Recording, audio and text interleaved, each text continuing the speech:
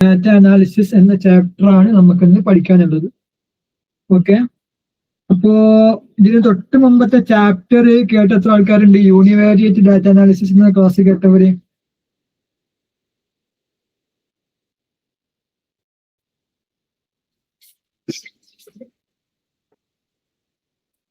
അതിൽ നമ്മൾ എന്തായി, നമ്മള് ക്വാണ്ടിറ്റേറ്റ് അഥവാ ഓക്കെ അഥവാ യൂണിവേരിയേറ്റ് ഡാറ്റ അനാലിസിസിൽ നമ്മൾ ചർച്ച ചെയ്തത് എന്താണ്? ഒരു വൺ സാമ്പിൾ വെച്ചിട്ട് ഉള്ള ബേസിക് ആയിട്ടുള്ള ക്വാണ്ടിറ്റേറ്റീവ് ഡാറ്റ അനാലിസിസുകൾ. അതിൽ സാമ്പിൾ എന്താണ്, പോപ്പുലേഷൻ എന്താണ്, മീന്, മീഡിയന്, മോഡ്, പിന്നെ ഹൈപ്പോത്തിസിസ് ടെസ്റ്റിങ്, പിന്നെ സിമ്പിൾ സ്കാറ്റർ പ്ലോട്ടുകൾ, അങ്ങനത്തെ കാര്യങ്ങളൊക്കെ ആയിരുന്നു നമ്മൾ യൂണിവേരിയേറ്റ് ഡാറ്റ അനാലിസിസ് എന്ന 7ാമത്തെ ചാപ്റ്ററിൽ നമ്മൾ ചർച്ച ചെയ്തത്. ഇനി ഈ ചാപ്റ്ററിൽ അഥവാ ബൈവാരിയേറ്റ് ഡാറ്റ അനാലിസിസ് എന്നുള്ള ഈ 8ാമത്തെ ചാപ്റ്ററിൽ നമുക്ക് പഠിക്കാനുള്ളത് എന്താണ്? 2 സാമ്പിൾസ്, 2 ടൈപ്സ് ഓഫ് ഡാറ്റ എങ്ങനെയാണ് കണക്ട് ചെയ്യുന്നത്, എങ്ങനെയാണ് റിലേറ്റ് ചെയ്യുന്നത്, ഒരു ഡാറ്റ ഉപയോഗിച്ച് മറ്റൊരു ഡാറ്റ എങ്ങനെ പ്രിഡിക്റ്റ് ചെയ്യാം, അങ്ങനത്തെ കാര്യങ്ങളൊക്കെയാണ് നമുക്ക് ഈ ചാപ്റ്ററിൽ പഠിക്കാനുള്ളത്. ഓക്കെ, അപ്പൊ ബൈവാരിയേറ്റ് ബൈ എന്ന് പറഞ്ഞാൽ എന്താണ്? 2 നടത്തും, ബൈസിക്കിള് അങ്ങനെയൊക്കെ പറഞ്ഞ മാതിരി 2 എന്നുള്ള ഇതിനെ സൂചിപ്പിക്കുന്ന വാക്കാണ് ബൈ. അപ്പൊ ബൈ വാരിയേറ്റ് എന്ന് പറയുകയാണെങ്കിൽ 2 വാരിയബിൾസ് ഉള്ളത്. അപ്പൊ 2 വാരിയബിൾസിന്റെ ഡാറ്റ അനലൈസ് ചെയ്യുന്നതാണ് ഈ ചാപ്റ്ററിൽ നമ്മൾ പറയാൻ പോകുന്നത്. അപ്പൊ understanding the relationship between 2 numerical variables and how they behave together. 2 numerical variables, അത് രണ്ടും തമ്മിൽ പരസ്പരം എങ്ങനെ ബിഹേവ് ചെയ്യുന്നു. ഇത് പരസ്പരം കണക്ഷൻസ് ത്രൂ ആയിരിക്കാം, അതല്ലെങ്കിൽ പരസ്പരം തമ്മിൽ നിങ്ങൾ കോറിലേഷൻ ഉണ്ടായേക്കാം. ഓക്കെ, അങ്ങനത്തെ സംഭവങ്ങൾ അതൊക്കെ നമുക്ക് പഠിക്കാനുള്ളത്. ഉദാഹരണത്തിന് ഒരു പ്രൊഡക്റ്റിന്റെ പൈസ കുറയാണെങ്കിൽ, ഉദാഹരണത്തിന് ആപ്പിൾ ഫോണിന്റെ ഒരു 50ന്റെ പൈസ ഒറ്റയടിക്ക് ഒരു ദിവസം എന്തായി 30,000 രൂപ കുറഞ്ഞു. അപ്പൊ എന്താകും? സെയിൽസ് കൂടും അതിന്റെ. അപ്പൊ സെയിൽസും പ്രൈസും തമ്മിൽ എന്തൊരു കോറിലേഷൻ ഉണ്ട്, ബന്ധമുണ്ട്. അപ്പോ ഇത് രണ്ടും തമ്മിൽ നമുക്ക് പരസ്പരം ബന്ധപ്പെടുത്തി പഠിക്കാൻ പറ്റും. അങ്ങനെ എന്തൊക്കെ കാര്യങ്ങളുണ്ട് അതൊക്കെ എന്താക്കാൻ പറ്റും? നമുക്ക് ഇങ്ങനെ മാത്സ് ഇക്വേഷൻസ് യൂസ് ചെയ്തിട്ട് പരസ്പരം കണക്ട് ചെയ്തിട്ട് പഠിക്കാൻ പറ്റും. അതിനാണ് എന്ത് പറയുക? ബൈവാരിയേറ്റ് ഡാറ്റ അനാലിസിസ് എന്ന് പറയും. ഓക്കെ, ഇതില് നമുക്ക് പ്രധാനമായിട്ടും അറിഞ്ഞിരിക്കേണ്ട പ്രധാനപ്പെട്ട 2 ടേംസ് ഉണ്ട്, 3 ടേംസ് ഉണ്ട്. ഒന്നാമത്തേത് ബൈവാരിയേറ്റ് അനാലിസിസ് ആണ്. അത് നമ്മൾ പറഞ്ഞു കഴിഞ്ഞു. അഥവാ statistical analysis exploring the joint distribution of 2 variables. അഥവാ 2 വാരിയബിൾസ് ഒരുമിച്ച് വരുമ്പോൾ ഉണ്ടാകുന്ന വരുന്ന കാര്യങ്ങൾ പഠിക്കുന്നതാണ് ബൈവാരിയേറ്റ് അനാലിസിസ് എന്ന് നമ്മൾ പറഞ്ഞു കഴിഞ്ഞു. പിന്നെ ഇതില് പ്രധാനമായിട്ടും അറിഞ്ഞിരിക്കേണ്ട 3 ടേംസ് ആണ്. ഒന്ന് ഇൻഡിപെൻഡന്റ് വാരിയബിൾ, പിന്നെ ഡിപെൻഡന്റ് വാരിയബിൾ, പിന്നെ മൂന്നാമത്തേത് scatter plot. Okay, independent variable എന്ന് പറയുകയാണെങ്കിൽ നമ്മൾ നേരത്തെ പറഞ്ഞ ഉദാഹരണം വെച്ചിട്ട് തന്നെ എടുക്കുകയാണെങ്കിൽ ഒരു പ്രൈസും ഉണ്ട്, സെയിൽസും ഉണ്ട്. അഥവാ ആപ്പിൾ ഫോണിന്റെ പ്രൈസ്, വിലയും അതിന്റെ സെയിൽസും, എത്ര ഒരു കടയിൽ എത്ര കച്ചവടം നടക്കുന്നുണ്ട് എന്നുള്ളത്. അപ്പോ ഇവിടെ എന്താണ് ഇത്? ഇൻഡിപെൻഡന്റ് വേരിയബിൾ എന്ന് പറയുകയാണെങ്കിൽ the predicted on explanatory variable used to make predictions. നമ്മൾ ഏത് വേരിയബിൾ യൂസ് ചെയ്തിട്ടാണ് നമ്മൾ പ്രഡിക്ഷൻ നടത്താൻ പോകുന്നത് അതിനാണ് എന്ത് പറയുക? ഇൻഡിപെൻഡന്റ് വേരിയബിൾ എന്ന് പറയുക. ഉദാഹരണത്തിന് നമ്മൾ നേരത്തെ പറഞ്ഞ ഉദാഹരണത്തില്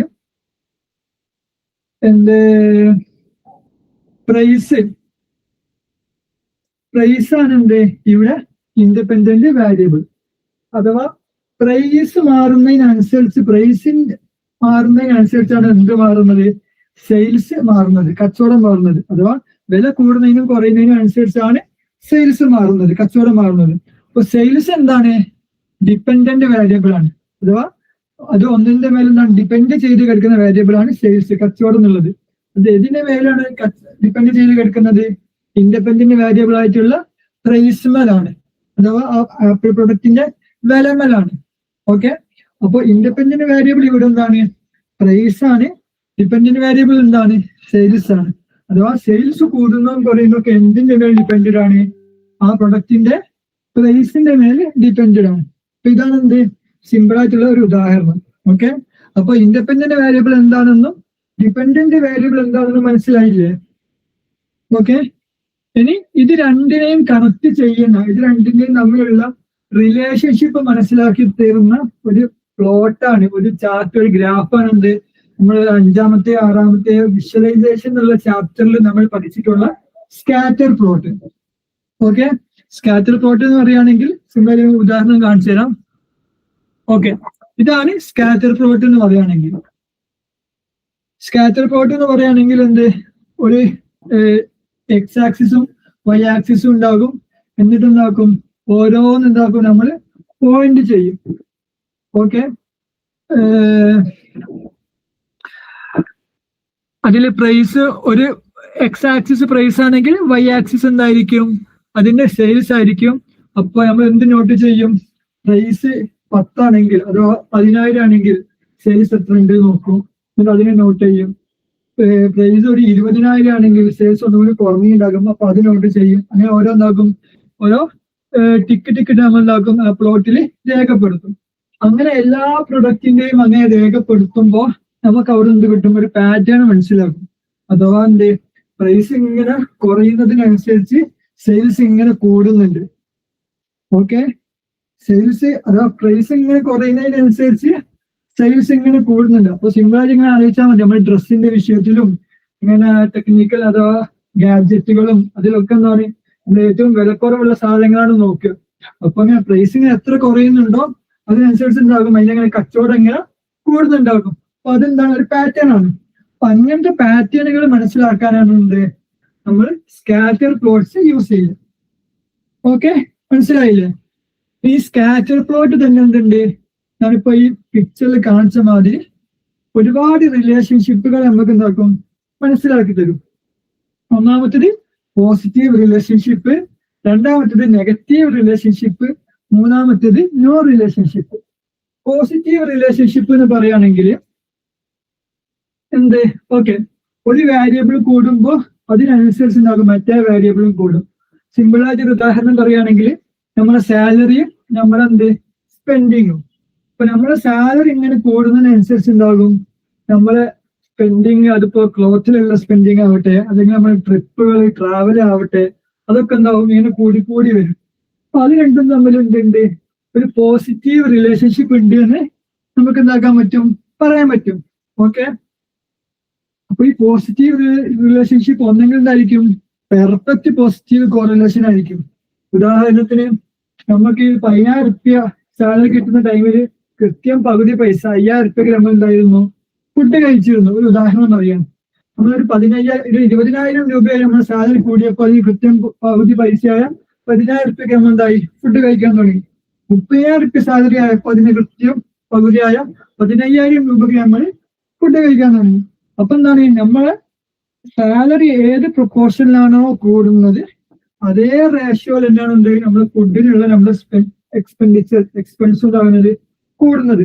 അപ്പോ ഈ സാലറിന്റെ എന്ത് ഗ്രോത്തും അതിന്റെ കൂടുന്നതും പിന്നെ ഫുഡിന്റെ എക്സ്പെൻസിന്റെ ഗ്രോത്തും എന്താണ് ഭയങ്കര പെർഫെക്റ്റ് കോറിലേഷനിലാണ്.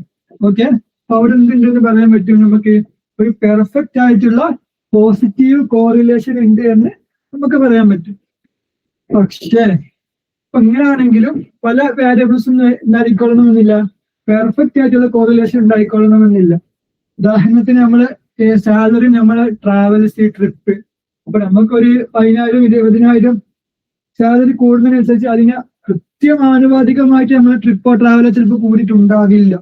പക്ഷെ ഒരു ഏകദേശം എന്ത് നമ്മളങ്ങനെ സാലറി കൂടുന്നതിനനുസരിച്ച് ഏകദേശം നമ്മൾ അതിനനുസരിച്ച് നമ്മുടെ ട്രിപ്പും ട്രാവലും ഒക്കെ കൂടിയിട്ടുണ്ടാകും. അപ്പൊ അത് പെർഫെക്റ്റ് അല്ലെങ്കിൽ കൂടിയിട്ടുള്ള ഒരു പോസിറ്റീവ് റിലേഷൻഷിപ്പാണ് ഇത് സൂചിപ്പിക്കുന്നത്. ഓക്കെ, മനസ്സിലായില്ലേ? ഈ രണ്ടാമത്തേതാണ് എന്ത്, നെഗറ്റീവ് റിലേഷൻഷിപ്പ്. നെഗറ്റീവ് റിലേഷൻഷിപ്പ് അതല്ലെങ്കിൽ നെഗറ്റീവ് കോറിലേഷൻ എന്ന് പറയുകയാണെങ്കിൽ ഒരു വേരിയബിൾ ഇങ്ങനെ കൂടുമ്പോൾ മറ്റേ വേരിയബിൾ കുറയും, അതല്ലെങ്കിൽ ഒരു വേരിയബിൾ ഇങ്ങനെ കുറയുമ്പോൾ മറ്റേ വേരിയബിൾ കൂടും. ഇപ്പോ നമ്മൾ നേരത്തെ പറഞ്ഞ ഉദാഹരണം, ഒരു ആപ്പിൾ പ്രൊഡക്റ്റിന്റെ, ആപ്പിൾ ഐഫോണിന്റെ പൈസ കുറയുമ്പോൾ അതിന്റെ സെയിൽസ് കൂടുന്നുള്ളത്. ഓക്കെ, അപ്പോ പൈസ 50,000 ആയപ്പോ സെയിൽസ് ഒരു 10 ഫോണാണ് വിറ്റ് പോയത്. പിന്നെ പൈസ കുറച്ച് കുറഞ്ഞ് 40,000 ആയപ്പോ ഉണ്ടായി സെയിൽസ് 20 പിന്നെ പൈസ ഒരു 30,000 പിന്നെ പറഞ്ഞപ്പോ സെയിൽസ് 50. ഓക്കെ, അപ്പൊ ഒരു വേരിയബിൾ ഇങ്ങനെ കുറയുമ്പോ മറ്റേ വേരിയബിൾ ഇങ്ങനെ കൂടുക. അതിനാണ് എന്ത് പറയുക? നെഗറ്റീവ് കോറിലേഷൻ, അതല്ലെങ്കിൽ നെഗറ്റീവ് റിലേഷൻഷിപ്പ് എന്ന് പറയാം. അതൊന്നെങ്കിൽ നേരത്തെ പറഞ്ഞ മാതിരി ഒന്നെങ്കിൽ പെർഫെക്റ്റ് നെഗറ്റീവ് കോറിലേഷൻ ആവാം, അതല്ലെങ്കിൽ സ്ട്രോങ് നെഗറ്റീവ് കോറിലേഷൻ ആവാം, അതല്ലെങ്കിൽ വീക്ക് നെഗറ്റീവ് കോറിലേഷൻ ആവാം. ഓക്കെ, അപ്പോ നിങ്ങൾ ഈ പിക്ചറിൽ കാണുന്ന മാതിരി ഫസ്റ്റ് ഇത് എന്താണ്? കൃത്യമായിട്ട് ഒരു ലൈൻ നമുക്ക് വരയ്ക്കാൻ പറ്റും പെർഫെക്റ്റ് ആണെങ്കിൽ. രണ്ടാമത്തെ സ്ട്രോങ്ങിന് ഏകദേശം ഒരു എന്തായിരിക്കും? ഒരു ലൈനിന്റെ, അതല്ലെങ്കിൽ ഒരു 2 ലൈനിന്റെ ഒരു എന്താ പറയാ, ഒരു ഏരിയ കൂടി ആയിരിക്കും എല്ലാ വേരിയബിൾസിന്റെയും ഡോട്ടുകൾ ഇങ്ങനെ പോയിക്കൊണ്ടിരിക്കുക. പിന്നെ ഒന്ന് ഒരു മൊത്തത്തിൽ വീക്കിലേക്ക് എത്തുമ്പോൾ മൊത്തത്തിൽ നമുക്ക് കൃത്യമായിട്ടൊരു ലൈനോ 1-2 ലൈനൊന്നും വരയ്ക്കാൻ കഴിയില്ലെങ്കിലും എന്ത് മൊത്തത്തിലൊരു ട്രെൻഡ് നോക്കുമ്പോൾ നമുക്ക് ഇങ്ങനെ കൂടുന്നതായിട്ട് അല്ലെങ്കിൽ കുറയുന്നതായിട്ട് നമുക്ക് പറയാൻ കഴിയും. ഇതാണ് എന്ത്? വീക്ക് പോസിറ്റീവ് കോറിലേഷനും വീക്ക് നെഗറ്റീവ് കോറിലേഷനും. ഇതാണ് എന്ത്? പോസിറ്റീവ് റിലേഷൻഷിപ്പിനെ കുറിച്ചും നെഗറ്റീവ് റിലേഷൻഷിപ്പിനെ കുറിച്ചും നമുക്ക് പറയാനുള്ളത്. ഇനി മൂന്നാമത്തതാണ് എന്ത്? No relationship. നോ റിലേഷൻഷിപ്പ് എന്ന് പറയുകയാണെങ്കിൽ ഇതില്ല, 2 വേരിയബിൾസും തമ്മിൽ യാതൊരു ബന്ധവുമില്ല. ഉദാഹരണത്തിന് നമ്മള് സിമ്പിളായിട്ട് പറയുകയാണെങ്കിൽ നമുക്ക് 10ാം ക്ലാസ്സിന് കിട്ടിയ മാർക്കും നമ്മള് ദിവസം കഴിക്കുന്ന ഇഡ്ഡലിന്റെ എണ്ണം, അതല്ലെങ്കിൽ ഫുഡിന്റെ എണ്ണം, അല്ലെങ്കിൽ ബർഗറിന്റെ എണ്ണം, കുടിക്കുന്ന ചായന്റെ എണ്ണം, ഇത് തമ്മിൽ എന്തെങ്കിലും ബന്ധമുണ്ടോ? ഒരു ബന്ധവും, ഒരു കോറിലേഷനും ഇല്ല. അപ്പൊ എന്ത്? നമ്മൾ പല വിഷയങ്ങളും പഠിക്കാൻ ശ്രമിക്കുമ്പോൾ ചിലപ്പോൾ അവിടെ പോസിറ്റീവ് കോറിലേഷൻ ഉണ്ടാവാം, നെഗറ്റീവ് കോറിലേഷൻഷിപ്പ് ഉണ്ടാവാം. ചിലപ്പോൾ നമ്മൾ അങ്ങനെ ഉണ്ടാന്ന് വിചാരിക്കും, പക്ഷെ ഒരു പഠനം നടത്തി കഴിയുമ്പോൾ ഒരു റിലേഷൻഷിപ്പും ഇല്ല എന്ന് നമുക്ക് പിന്നെന്താകും? മനസ്സിലാകും. ഓക്കെ, അപ്പൊ അതാണ് എന്ത്? മൂന്നാമത്തത് നോ റിലേഷൻഷിപ്പ് എന്നുള്ള ഭാഗം. ഓക്കെ, ഈ 3 സംഭവങ്ങൾ നമ്മൾ വിഷ്വലൈസ് ചെയ്യാൻ നമ്മൾ യൂസ് ചെയ്യുന്ന ചാർട്ടാണ് എന്ത്? Scatter plot. ഓക്കെ, മനസ്സിലായോ? എന്തെങ്കിലും സംശയം ഉണ്ടോ? Okay, great. അപ്പൊ നമുക്ക് എന്താക്കാം? മൂന്നാമത്തെ എന്താക്കാം? ഇതിലേക്ക് ഓക്കെ, ഈ കോറിലേഷന്റെ ഒന്നും കൂടി ഒരു ഇൻഡെപ്തിലുള്ള ഒരു ചർച്ചയിലേക്ക് പോവാം. ഈ കോറിലേഷൻ നമ്മൾ പറഞ്ഞത് പോസിറ്റീവ് കോറിലേഷൻ ഉണ്ട്, നെഗറ്റീവ് കോറിലേഷൻ ഉണ്ട്. അപ്പൊ ഈ പോസിറ്റീവ് കോറിലേഷൻ ഉള്ളത് ഏത് നമ്പറിലാണ് ഡിനോട്ട് ചെയ്യുക? 1 എന്നുള്ള ആർ എന്നാണ് പറയട്ടോ കോറിലേഷൻ. ആറിനുള്ള ഒരു ലെറ്റർ ഉപയോഗിച്ചാണ് നമ്മൾ കോറിലേഷനെ സൂചിപ്പിക്കുക. R = 1 ആണെങ്കിൽ അതിന്റെ അർത്ഥം എന്താണ്? ഭയങ്കര പെർഫെക്റ്റ്. R +1 ആണെങ്കിൽ പെർഫെക്റ്റ് പോസിറ്റീവ് കോറിലേഷൻ എന്നാണ് അർത്ഥം. അഥവാ 1 കൂടുമ്പോൾ അതിന് കൃത്യമാനുപാതികമായിട്ട് രണ്ടാമത്തെ വാരിയബിളും കൂടുന്നുണ്ട്. പിന്നെ R -1 ആണെങ്കിൽ അതിന്റെ അർത്ഥം എന്താണ്? പെർഫെക്റ്റ് നെഗറ്റീവ് കോറിലേഷൻ ആണ്. അഥവാ ഒരു വാരിയബിൾ കൂടുമ്പോൾ അതിന് കൃത്യമാനുപാതികമായിട്ട് മറ്റേ വാരിയബിൾ കുറയുന്നുണ്ട്, അതല്ലെങ്കിൽ ഒരു വാരിയബിൾ കുറയുമ്പോൾ അതിന് കൃത്യമാനുപാതികമായിട്ട് മറ്റേ വാരിയബിൾ കൂടുന്നുണ്ട്. കൃത്യം ഓപ്പോസിറ്റ് കൂടെ എന്താകുന്നുണ്ട്? മൂവ് ചെയ്യുന്നുണ്ട്. അപ്പോ എല്ലാ വാരിയബിൾസിന്റെയും റിലേഷൻഷിപ്പുകൾ, ഏത് 2 വാരിയബിളിന്റെ റിലേഷൻഷിപ്പ് എടുക്കുകയാണെങ്കിലും ഈ -1ന്റെയോ അതല്ലെങ്കിൽ +1 എന്നുള്ള ഈ റേഞ്ചിൽ ഇതിന്റെ ഇടയിലായിരിക്കും ഉണ്ടാകുക. ഓക്കെ, ഇതിന്റെ ഇടയിൽ എന്ന് പറയുമ്പോൾ ഒന്നെങ്കിൽ അഥവാ ഒരു റിലേഷൻഷിപ്പും ഇല്ലെങ്കിൽ ഇത് രണ്ടിന്റെയും നടുവിൽ നമ്മൾ നമ്പർ ലൈൻ അറിയില്ല, നമ്പർ ലൈൻ എന്തുണ്ടാകും? നടുവിൽ 0 ഉണ്ടാകും. പിന്നെ പോസിറ്റീവിന്റെ സൈഡിലേക്ക് 1, 2, 3 പ്ലസ് ഇങ്ങനെ കൂടി പോകും. നെഗറ്റീവിന്റെ സൈഡിലേക്ക് -1, -2, -3 പറഞ്ഞ് ഈ സൈഡിലേക്കും പോകും.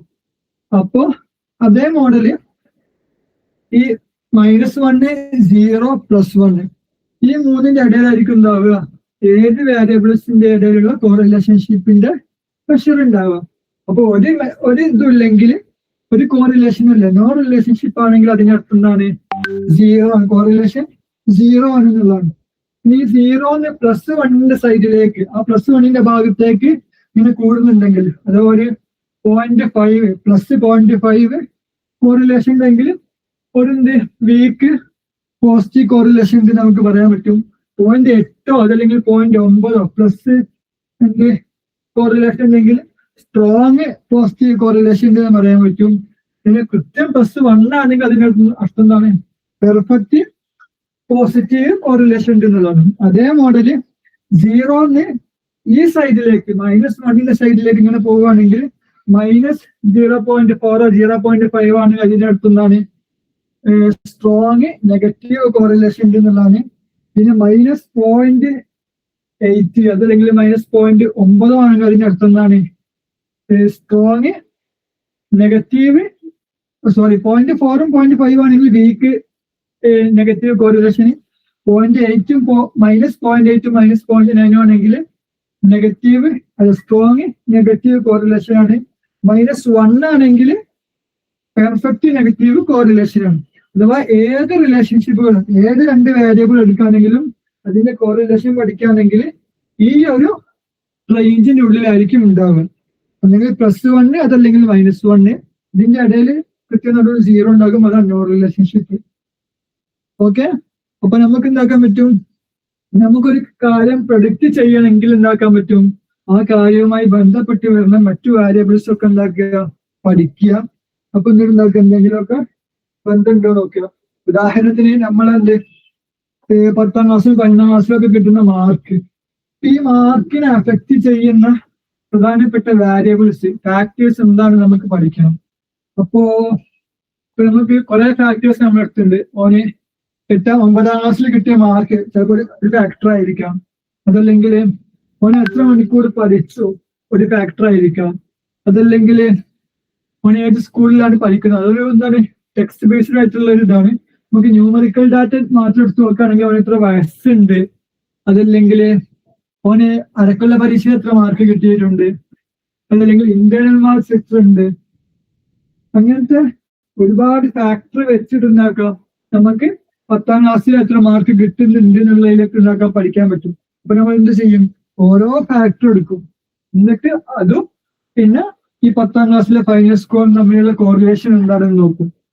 ഓക്കെ, അപ്പൊ നമുക്ക് എന്താക്കാൻ പറ്റും? എന്തെങ്കിലും കോറിലേഷൻ ഉണ്ടോ ഇല്ലേ എന്നുള്ളത് നമുക്ക് ഈ ഒരു മെത്തേഡ് യൂസ് ചെയ്തിട്ട് നമുക്ക് മനസ്സിലാക്കാൻ പറ്റും. ഇതാണ് എന്ത് ചെയ്യും? കോറിലേഷൻ എന്ന് പറയുന്നത്. കോറിലേഷൻ എന്ന് പറയുന്നതാണ് മെഷറിംഗ് ദ സ്ട്രെങ്ത്. അഥവാ 2 വേരിയബിൾസ് തമ്മിലുള്ള ബന്ധത്തിന്റെ റിലേഷൻഷിപ്പിന്റെ സ്ട്രെങ്ത് മെഷർ ചെയ്യുന്നതിന് എന്ത് പറയാ? കോറിലേഷൻ എന്ന് പറയാം. ഓക്കെ, മനസ്സിലായില്ലേ? പിന്നെ ഇവിടെ പ്രധാനമായിട്ട് ശ്രദ്ധിക്കേണ്ട കാര്യം എന്താണ്? Correlation doesn't mean causation. അഥവാ കോറിലേഷൻ ഉണ്ട് എന്നതുകൊണ്ട് ഒരിക്കലും എന്ത് നമുക്ക് പറയാൻ പറ്റില്ല, അത് അതിന് കാരണമാണ് എന്ന് നമുക്ക് പറയാൻ പറ്റില്ല. ഉദാഹരണത്തിന്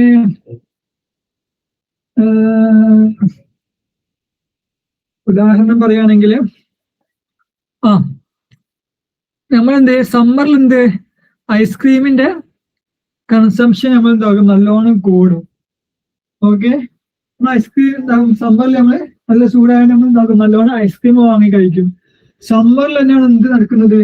കൂടുതൽ മുങ്ങി മരണം, അതല്ലെങ്കിൽ എന്ത് എല്ലാവരും ലീവ് ആകുമ്പോൾ കുട്ടികളൊക്കെ ഉണ്ടാകും, പുറത്ത് പോയി ചാടി മുങ്ങി മരിക്കാനുള്ള ആ കണക്കും കൂടുന്നത്. രണ്ടും നടക്കുന്നതിനാണ് സമ്മറിലാണ്. അപ്പൊ രണ്ടിന്റെയും സംഭവം എന്ത് നമ്പേഴ്സ് കൂടുന്നുണ്ട്. ബാക്കി ടൈമിലൊക്കെ ഭയങ്കര കുറവായിരിക്കും. പക്ഷെ സമ്മറിൽ ഐസ് തിന്നുന്നതും കൂടുന്നുണ്ട്, ഐസ്ക്രീം തിന്നുന്നതും കൂടുന്നുണ്ട്, കുട്ടികൾ മുങ്ങി മരിക്കുന്നതും കൂടുന്നുണ്ട്. ഈ 2 നമ്പേഴ്സ് വെച്ചിട്ട് അത് രണ്ടിന്റെയും തമ്മിലുള്ള കോറിലേഷൻ നോക്കുമ്പോൾ നമുക്ക് എന്ത് കിട്ടും? ചിലപ്പോ സ്ട്രോങ് കോറിലേഷൻ, അതല്ലെങ്കിൽ ഒന്നെങ്കിൽ 0.8ഓ 0.9ഓ ചിലപ്പോൾ കിട്ടിയേക്കാം. അതിന്റെ അർത്ഥം എന്തല്ല? ഐസ്ക്രീം തിന്നുന്നത് കൊണ്ടാണ് കുട്ടികൾ മുങ്ങി മരിക്കുന്നത് എന്നുള്ള ഒരു കാരണം, ഒരു റിസർച്ച് റിപ്പോർട്ടോ അല്ലെങ്കിൽ ഒരു കൺക്ലൂഷനോ നമുക്ക് പറയാൻ പറ്റില്ല. കാരണം എന്താണ്? കോറിലേഷൻ ഒരിക്കലും ഉണ്ടാവുന്നില്ല. നമുക്ക് കോസേഷൻ അതൊരു കാരണമാണ് എന്ന് പ്രൂവ് ചെയ്യാനുള്ള ഒരു പ്രൂഫല്ല, ഒരു തെളിവല്ല. എന്ത് പറയാനേ പറ്റുള്ളൂ?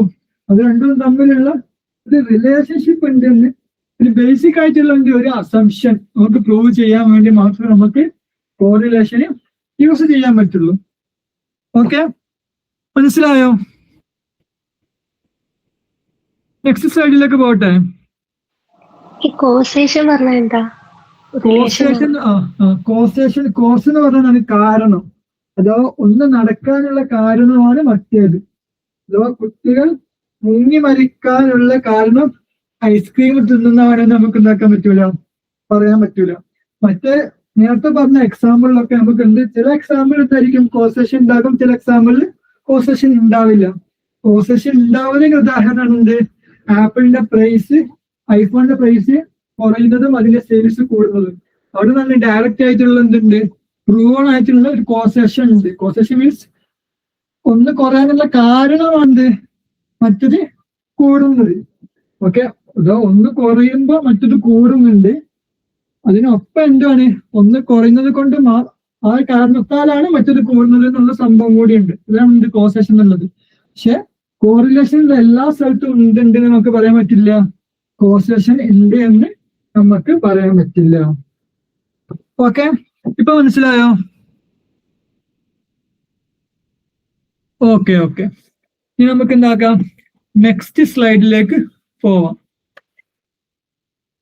ഇനി നമുക്ക് അടുത്ത് പഠിക്കാനുള്ള എന്താണ്, ഏറ്റവും പ്രധാനപ്പെട്ട ഒരു സംഭവമാണ് റിഗ്രഷൻ. റിഗ്രഷൻ എന്ന് പറയുകയാണെങ്കിൽ നമുക്ക് കോറിലേഷനിൽ എല്ലാം നമുക്ക് കിട്ടുന്നുള്ളൂ, രണ്ട് വേരിയബിൾസ് തമ്മിൽ ഏത് റിലേഷൻഷിപ്പാണ്, പോസിറ്റീവ് കോറിലേഷൻ ആണോ നെഗറ്റീവ് കോറിലേഷൻ ആണോ അല്ലെങ്കിൽ നോ റിലേഷൻഷിപ്പ് ആണോ, ഈ കാര്യങ്ങൾ നമുക്ക് കിട്ടുള്ളൂ. പക്ഷെ എന്ത് മനസ്സിലാക്കാൻ പറ്റില്ല, വേറൊരു പുതിയൊരു വേരിയബിൾ തരികയാണെങ്കിൽ, ഐഫോണിന്റെ കേസ് തന്നെ എടുക്കുകയാണെങ്കിൽ ഐഫോണിന്റെ പൈസ 10,000 ആയിട്ട് നല്ലോണം കുറയ്ക്കുകയാണെങ്കിൽ സെയിൽസ് എത്ര കൂടുമെന്ന് നമുക്ക് പ്രെഡിക്റ്റ് ചെയ്യാണ്ടാവില്ല, കോറിലേഷൻ നമ്മളെ ഹെൽപ്പ് ചെയ്യില്ല. അതിനുവേണ്ടി നമ്മൾ യൂസ് ചെയ്യുന്ന സംഭവമാണ് എന്ത്, റിഗ്രഷൻ.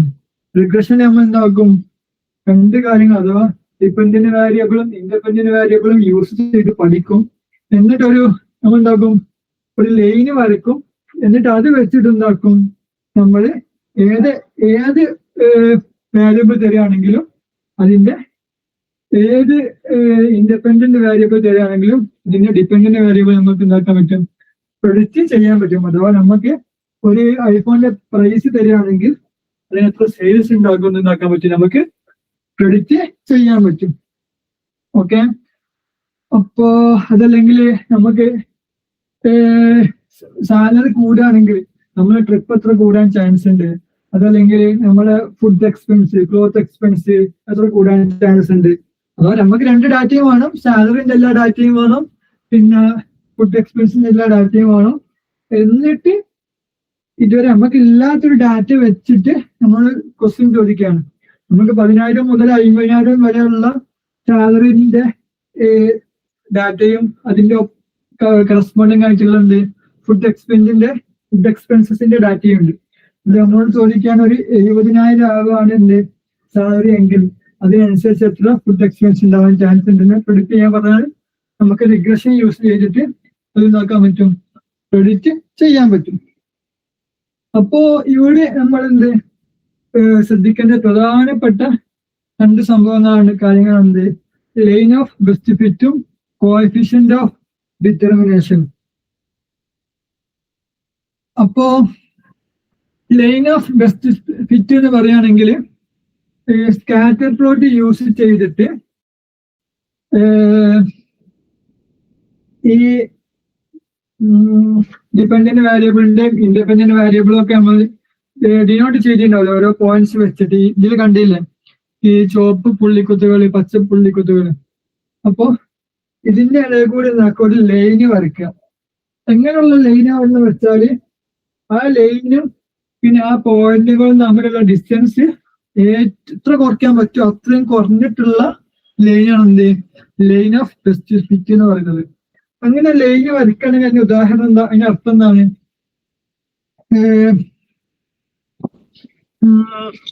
അതിന്റെ അർത്ഥം നമ്മൾ ആ ലൈന് വെച്ചിട്ട് എന്താക്കാൻ പറ്റും, നമുക്ക് സിമ്പിളായിട്ട് അതിനുള്ള എല്ലാവിധ പ്രഡിക്ഷനും നടത്താൻ പറ്റും. അപ്പോ ഈ ഒരു ചാർട്ട് സിമ്പിളായിട്ട് എന്ത് ഉദാഹരണമായി കണ്ടാൽ മതി, ഓക്കെ,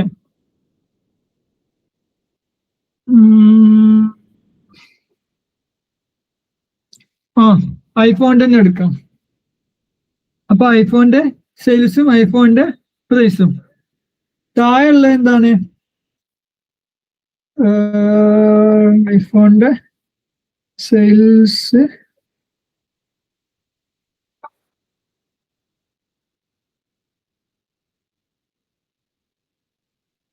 അല്ല, ഐഫോൺ ഉദാഹരണം ഇതിൽ വെക്കാൻ പറ്റില്ല. ഇതിൽ വേറൊരു ഉദാഹരണം പറയുകയാണെങ്കിൽ ഓക്കെ, ഞാൻ പറഞ്ഞുതരാം. അപ്പോ സിമ്പിളായിട്ട് പറയുകയാണെങ്കിൽ എന്ത്, ലൈൻ ഓഫ് ബെസ്റ്റ് ഫിറ്റ് എന്ന് പറയുകയാണെങ്കിൽ നമ്മൾ എന്ത്, ഈ സ്കാറ്റർ പ്ലോട്ടിൽ ഡിപെൻഡന്റ് വേരിയബിളും ഇൻഡിപെൻഡന്റ് വേരിയബിളും നമ്മൾ ഉണ്ടാക്കും, ഓരോ പോയിന്റ് ആക്കിയിട്ട് നമ്മൾ ഉണ്ടാക്കും, കുത്തി വെക്കും, മാർക്ക് ചെയ്യും. എന്നിട്ട് അതിന്റെ ഉള്ളിൽ കൂടിയ അതിന്റെ ഒരു ലൈന് അതിന്റെ ഉള്ളിൽ കൂടിയ പരസ്പരം കണക്ട് ചെയ്തിട്ട് ഒരു ലൈന് വരക്കും. ആ ലൈൻ എന്തായിരിക്കണം, എത്രത്തോളം ആ പോയിന്റുകളോട് അടുത്തിട്ടാണ് ആ ലൈൻ വരക്കാൻ പറ്റുക, അത്രത്തോളം അടുത്തിട്ടുള്ള ഒരു ലൈന് വരക്കണം. അതിനെന്താ പറയാ, ബെസ്റ്റ് ഫിറ്റ് ലൈൻ എന്ന് പറയുന്നത്. പിന്നെ ഇതിലുള്ള രണ്ടാമത്തെ പ്രധാനപ്പെട്ട പോയിന്റ് ആണ് എന്ത്, coefficient of determination, R square. R square എന്ന് പറഞ്ഞാൽ എന്താണ്, നമുക്ക് എത്രത്തോളം കോൺഫിഡൻസോട് കൂടി അതല്ലെങ്കിൽ എത്രത്തോളം നമ്മൾ പ്രഡിക്ഷനിൽ ഒരു എന്തുണ്ടാകും, ഒരു ഉറപ്പുണ്ടാകും, സ്ട്രെങ്ത് ഉണ്ടാകും എന്നുള്ളത് എന്ത് പറയാ, coefficient of determination R square എന്ന് പറയുന്നത്. അപ്പോ ആർ സ്ക്വയർ എത്ര ആയിരിക്കും വരിക, 0 to 1 ആയിരിക്കും ഉണ്ടാവുക. അപ്പൊ 1 എന്ന് പറയുകയാണെങ്കിൽ അത് പെർഫെക്റ്റ് ആണ്. അഥവാ 1 എന്നുള്ള ആർ സ്ക്വയർ ഉണ്ടെങ്കിൽ എന്താണ് അതിനർത്ഥം, നമുക്ക് ഏത് ഇൻഡിപെൻഡന്റ് വേരിയബിൾ കിട്ടുകയാണെങ്കിലും അതിന്റെ ഡിപെൻഡന്റ് വേരിയബിൾ നമുക്ക് ഉണ്ടാക്കാൻ പറ്റും, അപ് ടു പെർഫെക്റ്റ് ആയിട്ട് നമുക്ക് ഉണ്ടാക്കാൻ പറ്റും, പ്രെഡിക്റ്റ് ചെയ്യാൻ പറ്റും എന്നുള്ളതാണ് അതിന്റെ അർത്ഥം. പക്ഷെ നമുക്ക് എപ്പോഴും അങ്ങനെ കിട്ടിക്കൊള്ളണമെന്നില്ല. അപ്പൊ ആർ സ്ക്വയർ എപ്പോഴും ഒരു 0.8 or 0.9 ആയിരിക്കും ഉണ്ടാവുക. ഇനി ആർ സ്ക്വയർ എന്നുള്ളത് എന്തെന്ന് വരുന്നതാണ്, കോറിലേഷൻ ഇല്ലേ, കോറിലേഷൻ നമ്മൾ നേരത്തെ പറഞ്ഞ കോറിലേഷന്റെ 6 അതിന്റെ സ്ക്വയർ ആണ്. അപ്പൊ കോറിലേഷൻ എന്താണ്, ഏകദേശം 90% ആണെങ്കിൽ അതിന്റെ ആർ സ്ക്വയർ എത്ര ആയിരിക്കും, 0.9ന്റെ സ്ക്വയർ അതെത്രയാണ്, 0.81 ആണ്. അപ്പോ 81% നമുക്ക് എന്തുണ്ട്, നമ്മുടെ പ്രൊഡിക്ഷനിൽ നമുക്ക് സ്ട്രെങ്ത് ഉണ്ട്, നമുക്ക് കോൺഫിഡൻസ് ഉണ്ട് എന്നുള്ളതാണ്, ഇതാണ് അതിന്റെ അർത്ഥം. ഓക്കെ, അങ്ങനെ പറയുകയാണെങ്കിൽ 80%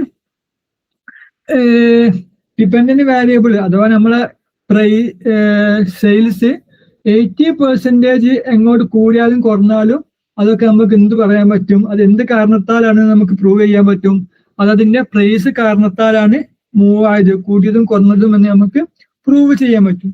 അപ്പൊ നമുക്ക് എത്രത്തോളം പ്രൂവ് ചെയ്യാൻ പറ്റുമോ അത്രത്തോളം എന്താണ് നമ്മുടെ പ്രഡിക്ഷന് സ്ട്രെങ്ത് കൂടാണ്. അപ്പൊ 90% നമുക്ക് പ്രൂവ് ചെയ്യാൻ പറ്റുകയാണെങ്കിൽ എന്താണ് അതിനർത്ഥം നമ്മുടെ മോഡൽ ഭയങ്കര സ്ട്രോങ് ആണ് എന്നുള്ളതാണ്, നമ്മളെ പ്രഡിക്ഷന് ഭയങ്കര സ്ട്രോങ് ആണ്. നമുക്ക് ആ പ്രഡിക്ഷൻ വെച്ചിട്ട് നമുക്ക് എന്താക്കാൻ പറ്റും, നമുക്ക് പല പഠനങ്ങളും നടത്താനും പുതിയ ഫ്യൂച്ചറിലേക്കുള്ള പ്രൊജക്റ്റുകൾ ചെയ്യാനും കാര്യങ്ങളൊക്കെ നമുക്ക് ചെയ്യാൻ പറ്റും.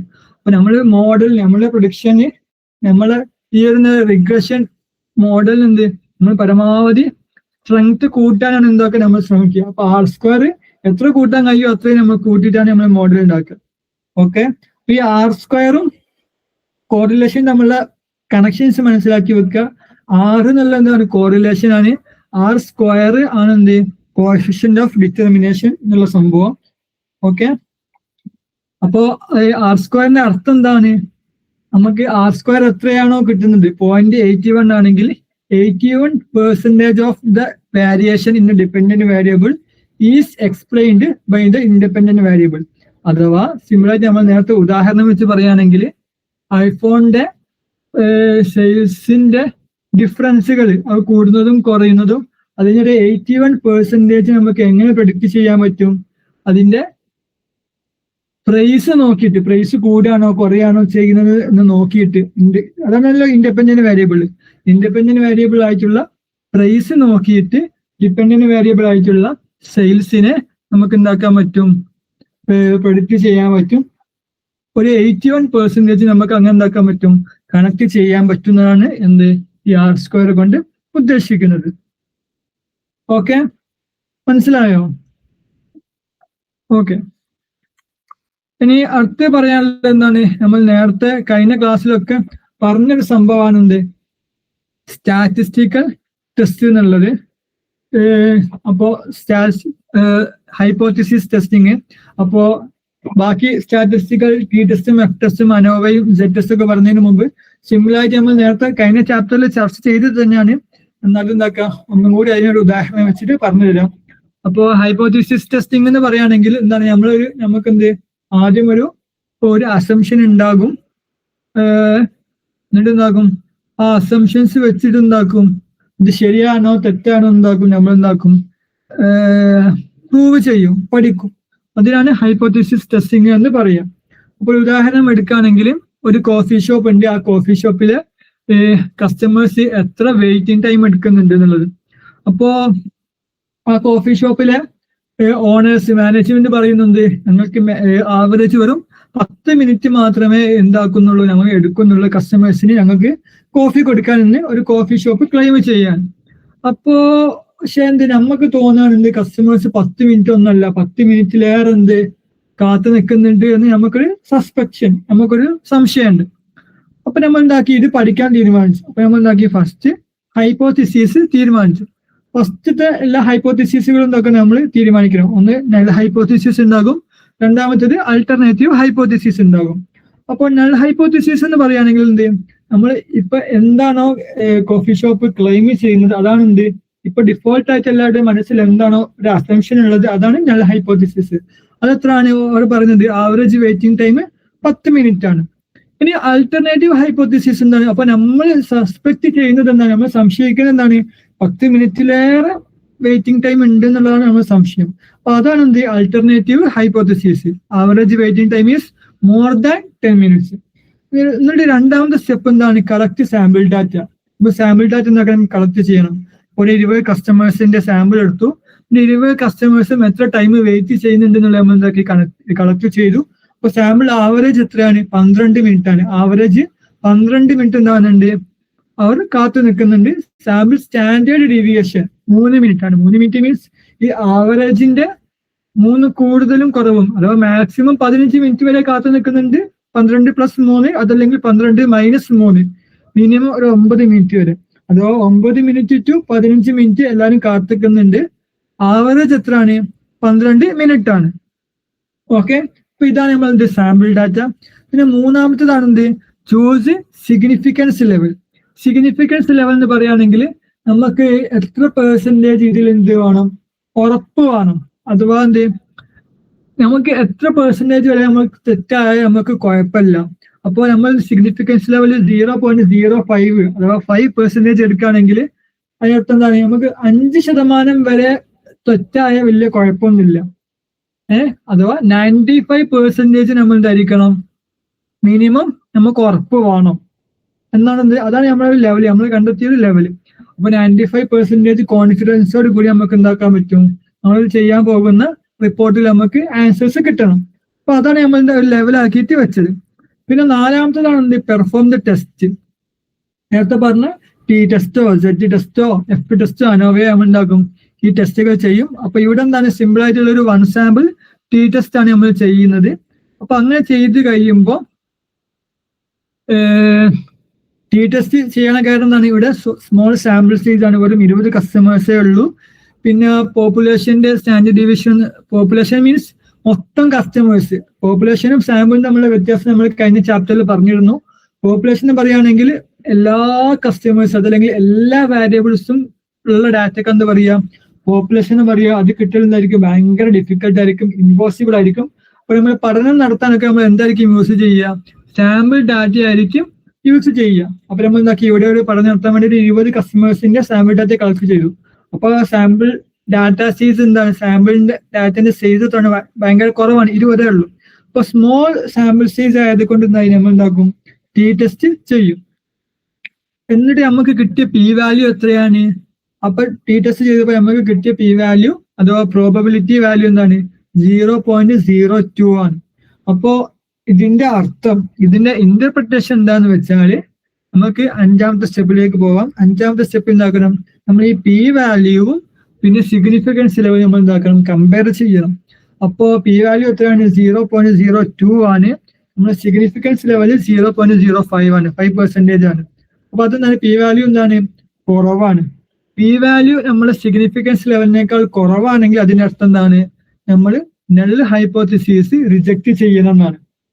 ഒരു ശ്രദ്ധിച്ച് കേൾക്കണം. നൾ ഹൈപ്പോത്തിസിസ് റിജക്ട് ചെയ്യാന്ന് പറഞ്ഞ എന്താണ്? നൾ ഹൈപ്പോത്തിസിസ് എന്ന് പറഞ്ഞാൽ നമ്മൾ ഫസ്റ്റ് സ്റ്റെപ്പിലേക്ക് നോക്കിയാൽ കാണാം, null hypothesis average waiting time 10 minute ആണെന്നുള്ള അസംഷൻ ആണ് നമ്മുടെ നൾ ഹൈപ്പോത്തിസിസ്. അതിനെ റിജക്ട് ചെയ്യാന്ന് പറയുകയാണെങ്കിൽ അതിന്റെ അർത്ഥം എന്താണ്? നൾ ഹൈപ്പോത്തിസിസ് തെറ്റാണ്. ശരി എന്താണ്? അൾട്ടർനേറ്റീവ് ഹൈപ്പോത്തിസിസ് ആയ average waiting time is more than 10 minutes എന്നുള്ള അൾട്ടർനേറ്റീവ് ഹൈപ്പോത്തിസിസ് ആണ് ഇവിടെ ശരി. അപ്പോൾ എന്റെ സംശയം ശരിയായിരുന്നു. കസ്റ്റമേഴ്സ് 10 മിനിറ്റ് അല്ല 10 മിനിറ്റിനേക്കാൾ കൂടുതൽ ടൈം കാത്തു നിൽക്കുന്നുണ്ട്. അതിനുള്ള പ്രൂഫ് നമ്മളിപ്പോൾ പഠനം നടത്തി ഈ ടി ടെസ്റ്റ് സാമ്പിൾ ടെസ്റ്റ് നമ്മൾ ചെയ്തതിലൂടെ നമ്മൾ ഉണ്ടാക്കി അതിനുള്ള പ്രൂഫ് നമ്മൾ ഉണ്ടാക്കി കണ്ടെത്തി കഴിഞ്ഞു.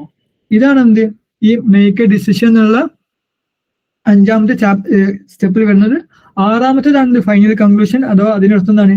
There is enough evidence that average waiting time is greater than 10 minutes. Okay, conclusion എന്താണ്? ഈ നൾ ഹൈപ്പോത്തിസിസ് റിജക്ട് ചെയ്തത് കൊണ്ടുള്ള കൺക്ലൂഷൻ എന്താണ്? നമ്മളടുത്ത് ഈ ഒരു റിസർച്ച്, ഈ ഒരു പഠനം നടത്തിയത് കൊണ്ട് നമ്മളടുത്ത് നമ്മുടെ സംശയം സാധൂകരിക്കുന്ന രീതിയിലുള്ള ഒരു തെളിവുണ്ട്. അഥവാ ആവറേജ് വെയിറ്റിംഗ് ടൈം 10 മിനിറ്റിനേക്കാൾ കൂടുതലുണ്ട് എന്നുള്ളത്. ഇതാണ് സിമ്പിൾ ആയിട്ടുള്ള ഒരു ഹൈപ്പോത്തിസിസ് ടെസ്റ്റിങ്ങിന്റെ ഒരു എക്സാമ്പിൾ.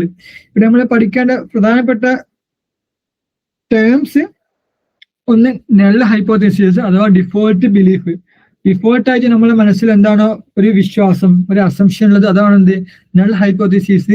അൾട്ടർനേറ്റീവ് ഹൈപ്പോത്തിസിസ് എന്ന് പറയുകയാണെങ്കിൽ നമ്മുടെ സംശയം, ആ ബിലീഫ് ശരിയാണോ അല്ല, അതല്ലെങ്കിൽ നമുക്ക് വേറെ സംഭവം പ്രൂവ് ചെയ്യാണ്ട്, അതാണ് എന്ത്? Alternative hypothesis. പി വാല്യൂ എന്നുള്ളതാണ് പ്രോബബിലിറ്റി വാല്യൂ ആണ്. പിന്നെ സ്മോൾ പി വാല്യൂ അഥവാ 0.5 നോർമലി 0.05 താഴെയാണ് പി വാല്യൂ എങ്കിൽ അതിന്റെ അർത്ഥം എന്താണ്? നൾ ഹൈപ്പോത്തിസിസ് റിജക്ട് ചെയ്യണമെന്നാണ്. ഇനി 0.05 മേലെ ആണെങ്കിൽ നൾ ഹൈപ്പോത്തിസിസ് അക്സെപ്റ്റ് ചെയ്യാനാണ്. നൾ ഹൈപ്പോത്തിസിസ് അക്സെപ്റ്റ് ചെയ്യാനുള്ള അതിനർത്ഥം എന്താണ്? നമ്മുടെ ഇപ്പോഴത്തെ ഡിഫോൾട്ട് ബിലീഫ് എന്താണ്? കറക്റ്റ് ആണ്, അതിൽ തെറ്റൊന്നുമില്ല എന്നുള്ളതാണ് എന്ത്? നൾ ഹൈപ്പോത്തിസിസ് അക്സെപ്റ്റ് ചെയ്യാന്നുള്ളതിന്റെ അർത്ഥം. ഓക്കെ, മനസ്സിലായോ? എന്തെങ്കിലും സംശയം ഉണ്ടോ?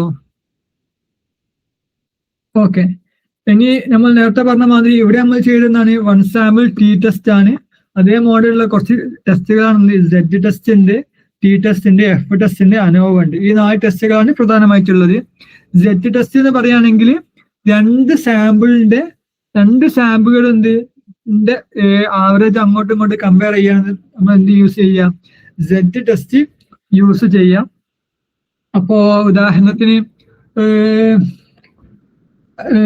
2 കോഫി ഷോപ്പ് ഉണ്ട്. അപ്പോ ഒരു കോഫി ഷോപ്പിന്റെ വെയിറ്റിംഗ് ടൈമും മറ്റേ കോഫി ഷോപ്പിന്റെ വെയിറ്റിംഗ് ടൈമും നമുക്ക് അങ്ങോട്ടും ഇങ്ങോട്ടും കമ്പയർ ചെയ്യണം. അപ്പൊ നമ്മൾ എന്ത് യൂസ് ചെയ്യും? സെഡ് ടെസ്റ്റ് യൂസ് ചെയ്യും. ടി ടെസ്റ്റ് നമ്മൾ എപ്പോഴും യൂസ് ചെയ്യാം? ഒറ്റ സാമ്പിള്, ഉദാഹരണത്തിന് ഒരു കോഫി ഷോപ്പിന്റെ വെയിറ്റിംഗ് ടൈം, അപ്പൊ അതും അതിന്റെ ആവറേജ് ആയിട്ട് ഉണ്ടാക്കണം. ആവറേജ് പിന്നെ നമ്മളൊരു അസംഷൻ, നമ്മുടെ ഒരു ആൾട്ടർനേറ്റീവ് ഇതായിട്ട് കമ്പയർ ചെയ്യണം. അപ്പോഴാണ് നമ്മൾ എന്ത് യൂസ് ചെയ്യാം? ടി ടെസ്റ്റ് യൂസ് ചെയ്യാം. പിന്നെ എഫ് ടെസ്റ്റ് എന്ന് പറയുകയാണെങ്കിൽ 2 ഡിഫറെന്റ് ഗ്രൂപ്പിന്റെ വാരിയൻസ് കമ്പയർ ചെയ്യാൻ യൂസ് ചെയ്യാം, എഫ് ടെസ്റ്റ് യൂസ് ചെയ്യാം. പിന്നെ 3-3-ലേറെയോ നമുക്ക് എന്ത് മീൻസ് ആവറേജ് കമ്പയർ ചെയ്യാണ്ടെങ്കിലാണ് എന്ത് യൂസ് ചെയ്യാം? അനോവ എന്നുള്ള ടെസ്റ്റ് യൂസ് ചെയ്യാം. ഓക്കെ, അപ്പൊ ഈ 4 ടെസ്റ്റിന്റെ പേര് മനസ്സിലാക്കി വെക്കുക, എപ്പോഴൊക്കെയാണ് യൂസ് ചെയ്യാന്ന് മനസ്സിലാക്കി വെക്കുക. ഓക്കെ, ഇത്രയും കാര്യങ്ങളാണ് ഈ ചാപ്റ്ററിൽ നമുക്ക് പറയാനുള്ളത്. പിന്നെ സിമ്പിൾ ആയിട്ടൊരു റിവിഷൻ പറയുകയാണെങ്കിൽ എന്തൊക്കെ നമ്മൾ ചർച്ച ചെയ്തു? ബൈവാരിയേറ്റ് എന്ന് പറഞ്ഞു. ബൈവാരിയേറ്റ് എന്ന് പറയുകയാണെങ്കിൽ 2 വേരിയബിൾസ് അങ്ങോട്ടും ഇങ്ങോട്ടും പഠിക്കുന്നതിന് എന്ത് പറയാം? ബൈവാരിയേറ്റ് ഡാറ്റ അനാലിസിസ് എന്ന് പറയാം. അത് നമ്മൾ അതിലെന്തുണ്ടാവും? ഡിപ്പെൻഡന്റ് വേരിയബിൾ ഉണ്ടാകും, ഇൻഡിപെൻഡന്റ് വേരിയബിൾ ഉണ്ടാകും. പിന്നെ ഇൻഡിപെൻഡന്റ് വേരിയബിൾസ് യൂസ് ചെയ്തിട്ട് നമുക്ക് എന്താക്കാൻ പറ്റും? ഡിപ്പെൻഡന്റ് വേരിയബിൾസിനെ പ്രെഡിക്റ്റ് ചെയ്യാൻ പറ്റും. അത് രണ്ടും തമ്മിലുള്ള റിലേഷൻഷിപ്പ് ഒക്കെ നമുക്ക് മനസ്സിലാക്കാൻ സാധിക്കും. അതിന് യൂസ് ചെയ്യുന്ന ഒരു വിഷ്വൽ ചാർട്ടാണ് എന്ത്? സ്കാറ്റർ പ്ലോട്ട് എന്നുള്ളത്. പിന്നെ കോറിലേഷൻ ആണ് ഇത് രണ്ടും തമ്മിലുള്ള റിലേഷൻഷിപ്പിനെ മെഷർ ചെയ്യാൻ യൂസ് ചെയ്യുന്ന സംഭവം കോറിലേഷൻ ആണ്. ആ കോറിലേഷൻ ആർ എന്നുള്ള ലെറ്റർ കൊണ്ടാണ് ഡിനോട്ട് ചെയ്യുന്നത്. ഈ ആറിന്റെ റേഞ്ച് എത്രയാണ്? -1 ടു +1 എന്നുള്ളതാണ്.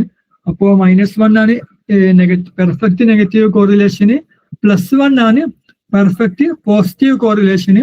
അപ്പോ ഇതിന്റെ രണ്ടിനും നടുവിലായിരിക്കും 0 ഉണ്ടാവുക. അതാണ് നോ റിലേഷൻഷിപ്പ്. പിന്നെ correlation is not equal to causation. Correlation ഉണ്ടായി എന്നുള്ളത് കൊണ്ട് കോസേഷൻ ഉണ്ടാകുമെന്ന് നമുക്ക് എന്താക്കാൻ പറ്റില്ല, പറയാൻ കഴിയില്ല. പിന്നെ ഏറ്റവും പ്രധാനപ്പെട്ട സംഭവം റിഗ്രഷൻ, അഥവാ ഒരു സംഭവം യൂസ് ചെയ്തുകൊണ്ട് ഒരു വാരിയബിൾ യൂസ് ചെയ്തിട്ട് മറ്റേ വാരിയബിളിനെ പ്രെഡിക്റ്റ് ചെയ്യുന്നതിന് നമ്മൾ എന്ത് യൂസ് ചെയ്യാം? റിഗ്രഷൻ എന്നുള്ളത് യൂസ് ചെയ്യാം. റിഗ്രഷന്റെ പ്രധാനപ്പെട്ട ഒരു ഇക്വേഷൻ ഉണ്ട്, അത് മനസ്സിലാക്കി വെക്കണം. ഈ y = a + bx. എന്തായാലും റിഗ്രഷനെ കുറിച്ച് ചോദിക്കുമ്പോൾ ഈ ഇക്വേഷൻ എന്തായാലും എഴുതണം. ഓക്കെ, y എന്നുള്ള ഇവിടെ എന്താണ്? ഡിപെൻഡന്റ് വാരിയബിൾ ആണ്. റിഗ്രഷൻ നടത്തി കഴിയുമ്പോൾ, പഠനം നടത്തി കഴിയുമ്പോൾ നമുക്ക് എന്ത് കിട്ടും? ഈ ഒരു ഇക്വേഷൻ ആണ് നമുക്ക് കിട്ടുക. y = a + bx. x എന്നുള്ളത് എന്താണ്? x എന്നുള്ളത് ഇവിടെ എന്താണ്? ഇൻഡിപെൻഡന്റ് വാരിയബിൾ ആണ്. x എന്നുള്ള ഉദാഹരണം എന്ത്? ഇവിടെ നമ്മള് നേരത്തെ പറഞ്ഞ മാതിരി നമ്മളെ സാലറി കൂടുന്നതിനനുസരിച്ച് നമ്മളെ ട്രിപ്പ് എക്സ്പെൻസ് കൂടുന്നുണ്ടെന്ന് പറഞ്ഞു. അപ്പോ ട്രിപ്പ് എക്സ്പെൻസ് എന്നുള്ളത് നമുക്കൊരു y വാരിയബിൾ ആയിട്ട് കാണാം. അപ്പോ നമ്മള് x എന്നുള്ളത് ഒരു, അല്ലെങ്കിൽ വേണ്ട, സിമ്പിൾ ആയിട്ട് എന്ത്, നമ്മളെ വയസ്സ് കൂടുന്നതിനനുസരിച്ച് നമ്മളെ സാലറി കൂടുന്നുണ്ട്. ഈ ഒരു ഉദാഹരണം വെക്കാം. അപ്പോ വയസ്സ് നമുക്കൊരു 25 ആയപ്പോ ഒരു 20,000 ആയിരുന്നു സാലറി. ഇത് 30 ആയപ്പോ എന്തായി? ഒരു 35,000 ആയി. അപ്പൊ എന്താ, അങ്ങനെ നമ്മൾ ഓരോ വർഷത്തെ വയസ്സും പിന്നെ ആ വർഷത്തെ സാലറി നമ്മൾ ഉണ്ടാക്കിയിട്ട് നമുക്ക് 50 വയസ്സുണ്ടാകുമ്പോൾ നമുക്ക് എത്ര സാലറി ഉണ്ടാവും എന്ന് കാണണം. അപ്പോ y എന്നുള്ളത് എന്താണ്? ഇവിടെ ഏജ് ആണ്. a എന്നുള്ളത് ഇവിടെ എന്താണ്? ഇന്റർസെപ്റ്റ് ആണ്. ഓക്കെ, ഇന്റർസെപ്റ്റ് മീൻസ് നമ്മളെ സാലറി 0 ആണെങ്കിൽ, അല്ല, ഏജ് 0 ആണെങ്കിൽ നമുക്ക് മിനിമം എത്ര സാലറി ഉണ്ടാകും? അഥവാ ഒരു തരത്തിലും കണക്ഷൻ ഏജിനെ മൊത്തം ഒഴിവാക്കി നിർത്തിയാൽ നമുക്ക് മിനിമം ഡിഫോൾട്ട് ആയിട്ട് എത്ര സാലറി ഉണ്ടാകും? അതാണ് എ എന്ന് പറയുന്നത്. അപ്പോ നമുക്ക് എല്ലാ കേസിലും നമുക്ക് എന്താക്കാൻ പറ്റില്ല, പറയാൻ പറ്റില്ലെങ്കിലും എന്നുള്ളത് എന്ത്, ഉദാഹരണത്തിന് നമുക്കൊരു 5,000 ആയിട്ട് വെക്കാം. പിന്നെ 5,000 പ്ലസ് പിന്നെ ഒരു 0.5 ഇൻറ്റു എക്സ് നമ്മളെ വയസ്സ്. അപ്പോ ഈ 5,000-തോട് ഓരോ വർഷം കൂടുമ്പോ എന്താകും? 5,000 ഇങ്ങനെ ഉണ്ടാകും, ഇങ്ങനെ കൂടെ 5,000, 5,500, 6,000, 6,500, 7,000, 7,500, 8,000, പിന്നെ 9,000, അങ്ങനെ കൂടും. അപ്പൊ ഈ എക്സ് എന്നുള്ള വാരിയബിൾ, എക്സ് ആണ് ഇവിടെ വയസ്സ്. ഈ എക്സ് ഇങ്ങനെ കൂടുന്നതിനനുസരിച്ച് എന്താകും? ഈ വൈയും നമ്മുടെ സാലറി ഇങ്ങനെ കൂടും. അപ്പൊ ഈ എക്സും വൈയും നമ്മളിങ്ങനെ പ്രൊഡിക്ഷൻ യൂസ് ചെയ്യാൻ ഈ ഇക്വേഷനാണ് യൂസ് ചെയ്യുക. അഥവാ y = a + bx എന്നുള്ള ഈ ഇക്വേഷൻ. ഈ ഇക്വേഷൻ എന്തായിരിക്കണം? മനസ്സിലാക്കിയിരിക്കണം. ഇതിൽ y എന്നുള്ളത് എന്താണ്? ഡിപെൻഡന്റ് വാരിയബിൾ ആണ്. എക്സ് എന്നുള്ളത് ഇൻഡിപെൻഡന്റ് വാരിയബിൾ ആണ്. a എന്നുള്ളത് ഇവിടെ എന്താണ്? ഇന്റർസെപ്റ്റ് ആണ്. b എന്നുള്ളത് സ്ലോപ്പ് ആണ്. ഈ 4 വാരിയബിൾ എന്തായിരിക്കണം? എന്തായാലും മനസ്സിലാക്കിയിരിക്കണം. പിന്നെ റിഗ്രഷനിൽ പ്രധാനമായിട്ടുള്ള ഒരു സംഭവമാണ് R² കോഎഫിഷ്യന്റ് ഓഫ് ഡിറ്റർമിനേഷന്. അഥവാ R² എന്ത്, നമുക്ക് 0.9 അതല്ലെങ്കിൽ 0.8 ഒക്കെ ആണ് നമുക്ക് വേണ്ടത്. അഥവാ ഒരു 90 to 80% നമുക്ക് കോൺഫിഡൻസ് സ്ട്രെങ്ത് ഉണ്ട്. നമ്മളെ മോഡലിൽ ആ സ്ട്രെങ്ത് ഉണ്ടെന്ന് നമുക്ക് എന്താക്കാൻ പറ്റും? പറയാൻ പറ്റും. അഥവാ നമുക്ക് എത്രത്തോളം വേരിയേഷൻ നമുക്ക് എക്സ്പ്ലെയിൻ ചെയ്യാൻ പറ്റും. എക്സ്പ്ലെയിൻഡ് വേരിയേഷൻ എന്നാണ് പറയാം. നമുക്ക് എത്രത്തോളം വേരിയേഷനെ നമുക്ക് എക്സ്പ്ലെയിൻ ചെയ്യാൻ പറ്റും എന്നാണ് എന്ത് R² കൊണ്ട് ഉദ്ദേശിക്കുന്നത്. പിന്നെ നമ്മൾ പറഞ്ഞ മാതിരി എന്ത് പ്രധാനപ്പെട്ട ടെസ്റ്റുകൾ, T test, F test, Z test, പിന്നെ അനോവയും. അപ്പോ ഇത്രയും കാര്യങ്ങളാണ് നമ്മൾ ഇന്നത്തെ ചാപ്റ്ററിൽ ചർച്ച ചെയ്തത്. അപ്പോ ഇതില് ചിലപ്പോ എന്തെങ്കിലും സംശയം ഉണ്ടോ? സാറേ, റിഗ്രഷന്റെ ഒരു ഇക്വേഷന്റെ പറഞ്ഞേ, വൈയും എക്സും രണ്ടും വയസ്സാണോ? രണ്ടും വയസ്സല്ല. വൈ എന്നുള്ളത് എന്താണ്? സാലറി ആണ്. എക്സ് എന്നുള്ളത് വയസ്സ്. വയസ്സ് കൂടുന്നതിനനുസരിച്ച് സാലറി നമുക്ക് എങ്ങനെ പ്രെഡിക്റ്റ് ചെയ്യാൻ പറ്റും അതാണ് നമ്മൾ നോക്കുന്നത്. അപ്പൊ വൈ എന്താണ്? ഇവിടെ എന്താണ്? ഡിപെൻഡന്റ് വേരിയബിൾ ആണ്. അഥവാ എക്സ് എന്നുള്ള വയസ്സിന്റെ മേലെ ഡിപെൻഡ് ചെയ്തിട്ടാണ് 5 എന്നുള്ള സാലറിക്ക് എടുക്കുന്നത്. Okay okay. എന്തെങ്കിലും സംശയം ഉണ്ടോ? എന്തെങ്കിലും സംശയം ഉണ്ടെങ്കിൽ ചോദിച്ചാൽ മതി കേട്ടോ, ഗ്രൂപ്പിലെ പേഴ്സണൽ ആയിട്ട് ചോദിച്ചാൽ മതി. പിന്നെ നമുക്ക് ഇനി റിവിഷൻ ക്ലാസ്സുകൾ ഉണ്ടാകും, പിന്നെ റീക്യാപ്പ് ക്ലാസ്സുകൾ ഉണ്ടാകും, പിന്നെ എക്സാമിന്റെ PVQs ക്ലാസ്സുകൾ ഉണ്ടാകും. അപ്പോഴൊക്കെ നോക്കാം, നമുക്ക് ഒന്നും കൂടി ഇൻഡെപ്ത് ആയിട്ട് ഉണ്ടാക്കാൻ നമുക്ക് ചർച്ച ചെയ്യാം. അപ്പോ മനസ്സിലായില്ലേ കാര്യങ്ങളൊക്കെ? ചാപ്റ്റർ മനസ്സിലായില്ലേ? ഇതാണ് പ്രധാനപ്പെട്ട കൺസെപ്റ്റുകളൊക്കെ നമ്മൾ ഇപ്പോൾ ഇന്നത്തെ ക്ലാസ്സിൽ കവർ ചെയ്തിട്ടുണ്ട് എന്നാണ് ഞാൻ വിശ്വസിക്കുന്നത്. ഓക്കെ, എന്തെങ്കിലും സംശയങ്ങളുണ്ടോ? അനോ ഒന്നുകൂടെ പറയോ? ഓക്കെ, അനോവ എന്ന് പറയുകയാണെങ്കിൽ എന്താണ്, നമ്മൾ നേരത്തെ പറഞ്ഞ എന്താണ്, ഒരു ബൈവാരിയേറ്റ് അഥവാ രണ്ട് വേരിയബിൾസ് തമ്മിലുള്ള രണ്ട് വേരിയബിൾസിന്റെ വാരിയൻസ് അതല്ലെങ്കിൽ ആവറേജ് വ്യത്യാസം അതൊക്കെ ചർച്ച ചെയ്യാൻ, ഡിഫറൻസ് നോക്കാനാണ് നമ്മൾ ടി ടെസ്റ്റും സെറ്റ് ടെസ്റ്റും ഒക്കെ യൂസ് ചെയ്യുന്നത്. അനോവ എന്നുള്ള എന്താണ്, 3+ ഗ്രൂപ്പുകൾ, മൂന്നിലേറെയോ എന്ത് ഡാറ്റ ഗ്രൂപ്പുകൾ. അപ്പൊ അതിന് തമ്മിലുള്ള എന്താക്കണം, ഡിഫറൻസ് നമുക്ക് പഠിക്കണം. ഇപ്പോ ഉദാഹരണം എടുക്കുകയാണെങ്കിൽ നമുക്ക് 3 ഉദാഹരണത്തിന് ഐഫോണും സാംസങ്ങും പിന്നെ ഒരു OnePlusഉം, ഈ മൂന്നിന്റെയും സെയിൽസും അതിന്റെ പ്രൈസും തമ്മിൽ എന്തെങ്കിലും കണക്ഷൻസ് ഉണ്ടോ, റിലേഷൻഷിപ്പ് ഉണ്ടോ നമുക്ക് പഠിക്കണം. അപ്പൊ അവിടെ നമ്മൾ എന്താണ് യൂസ് ചെയ്യുക, അനോവയാണ് യൂസ് ചെയ്യുക. ഓക്കെ, മനസ്സിലായില്ലേ? അപ്പൊ മൂന്നിലേറെ നമുക്ക് കമ്പയർ ചെയ്യാണ്ടാവുമ്പോൾ നമ്മൾ അനോവ യൂസ് ചെയ്യും. അല്ലാത്തപ്പോഴൊക്കെ നമ്മൾ സെഡ് ടെസ്റ്റ്, എഫ് ടെസ്റ്റ്, പിന്നെ ടി ടെസ്റ്റ് ഒക്കെ നമ്മൾ യൂസ് ചെയ്യും. ഓക്കെ, മനസ്സിലായില്ലേ? അപ്പോൾ അത്രയും കാര്യങ്ങളാണ് നമുക്ക് ചർച്ച ചെയ്യാനുള്ളത്. പിന്നെ ഇതിന്റെ PPTയും ഷോർട്ട് നോട്ടും ഞാൻ എന്താക്കാം, ഞാൻ ഇപ്പം തന്നെ ഗൂഗിൾ ഡ്രൈവിൽ ആഡ് ചെയ്യാം. അപ്പോൾ നിങ്ങൾക്ക് ഇനി പഠിക്കാൻ നേരത്തെ എന്താക്കാം, അത് റെഫർ ചെയ്ത് നോക്കാവുന്നതാണ്. ഓക്കെ ഓക്കെ, അപ്പോ നമുക്ക് ക്ലാസ് കൺക്ലൂഡ് ചെയ്യാമെന്ന് തോന്നുന്നു. Okay, thank you.